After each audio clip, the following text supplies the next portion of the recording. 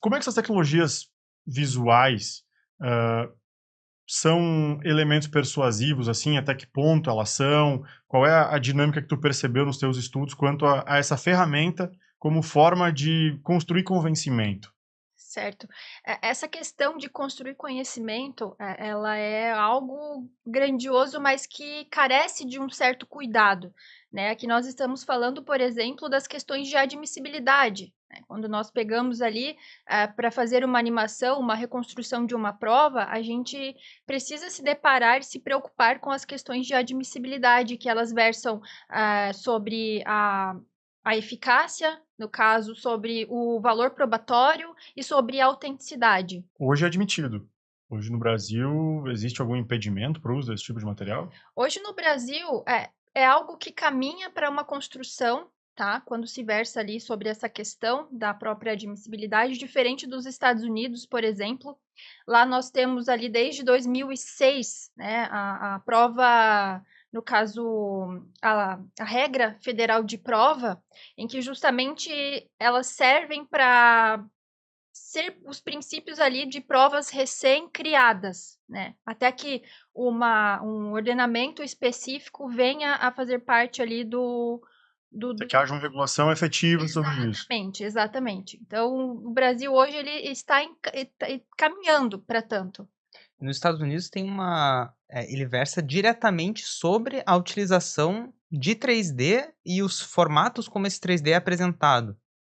Hoje sim, tá. Hoje sim, nós temos ali, algo que é bastante já usado, né, desde ali dos princípios que nós discutimos aqui anteriormente, e isso nos deixa a lição justamente que, nós precisamos também evoluir nesse quesito, nós precisamos caminhar aí para uma grande solução, e durante o meu estudo foi algo que também eu me perguntei, né, mas qual seria o caminho? Eu acredito, por exemplo, se criarmos aí um marco regulatório justamente se espelhando aí nessa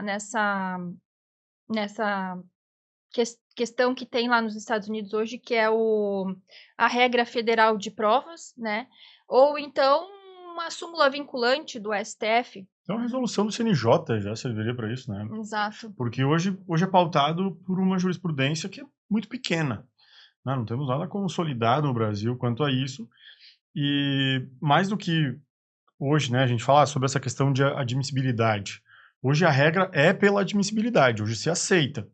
Porém, o 3D, por ser um elemento que a gente está falando aqui, né, até difícil essa pergunta sobre como ele é persuasivo, ele 3D aceita qualquer coisa, né? A partir do momento em que eu quiser reproduzir um cachorro voando, a partir do momento que eu quiser fazer um carro decolando, uma bala fazendo curva, tudo isso é possível. Como é que a gente, então, pode pensar e estabelecer alguns critérios que não, talvez partindo, eh, eh, saindo da lógica da simples admissibilidade dessa prova Uhum. para um critério mínimo de qualidade, digamos assim. Até porque, né, nós vamos entrar nessa discussão depois, se isso é prova ou se isso não é prova. Quais o que deve ser base para a construção de um 3D e ele ter uma qualidade para ser utilizado num processo judicial?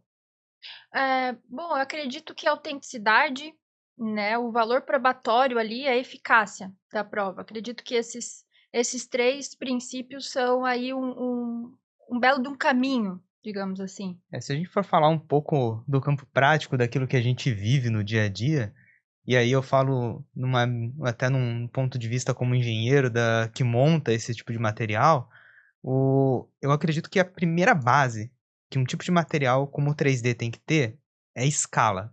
E é uma coisa que talvez a gente tenha pouca noção, de maneira geral, mas a escala é basicamente garantir que as medidas das coisas são aquelas mesmas. Sim, a geometria respeita a realidade. A geometria respeita a realidade, porque no fundo, o 3D e esse digitalização de um ambiente, ele é trazer para um ambiente vetorial, para um ambiente tridimensional computadorizado, os elementos do dia a dia. Porque a gente quer demonstrar para um juiz que não está no local do crime como é aquele local. A gente quer demonstrar como é uma rua, como é as faixas que estão lá, como que é o meio-fio, todos esses elementos eles vão estar pautados num primeiro instante na informação geométrica dele. Então, o primeiro cuidado que eu acredito que essas resoluções, quando elas vierem, devam atentar é a garantia da escala. Então, ter algum tipo de documento ou comprovação ou uma entrega de critérios mínimos de construção, digamos assim. Então, tipo, se eu estou fazendo de um carro, em que velocidade esse carro está? Qual a dimensão da via em que foi construída esse cenário? Seria algo nesse sentido, assim? Seria algo nesse sentido e seria algo num sentido de até da onde vem cada informação. Por exemplo, a velocidade, ela muitas vezes vai estar tratada em um laudo pericial, mas aí ele tem que ser representado nesse ambiente dimensional. O 3D, o software de animação que a gente utiliza, eles vão ter as 3 dimensões físicas e vão ter a dimensão do tempo. E é isso que a gente acaba utilizando como ferramenta para trazer esse ambiente externo onde aconteceu alguma coisa para uma tela de computador propriamente. Tá, mas e aí? E aí, pegando pelos conhecimentos de vocês dois. Beleza, temos aí critérios mínimos estabelecidos e a partir de que momento, por exemplo, eu posso dizer que eu tenho uma questão, né? A pessoa fala, vamos fazer a reprodução 3D, vamos fazer a reprodução 3D. Existe uma diferença entre uma simulação e uma animação, que seriam 2 termos técnicos, é isso? Exatamente. Embora muitos estudiosos hoje eles consideram a animação como a simulação sendo uma mesma coisa, nós estamos diante de 2 institutos distintos, né. Enquanto, por exemplo, ali a animação forense, ela é responsável por traduzir, por deixar mais claro, por exemplo, um testemunho, a reconstrução ela já versa disso e mais de questões matemáticas, questões físicas, então, nós podemos considerar que a reconstrução, ela tem uma prova robusta, né, maior. Então, no caso, a simulação ela seria um resultado matemático para os elementos que foram colocados no software, né? Exatamente, matemático, físico. Eu já vi alguns softwares que trabalham com simulação e eu acho que até para conseguir entender essa distinção. Por exemplo, num caso de incêndio, você pode ter um software que vai fazer a simulação da propagação de fumaça. Então, você vai ter um entendimento de quanto tempo a fumaça demora para tomar um ambiente. Mas isso não tem um elemento narrativo envolvido.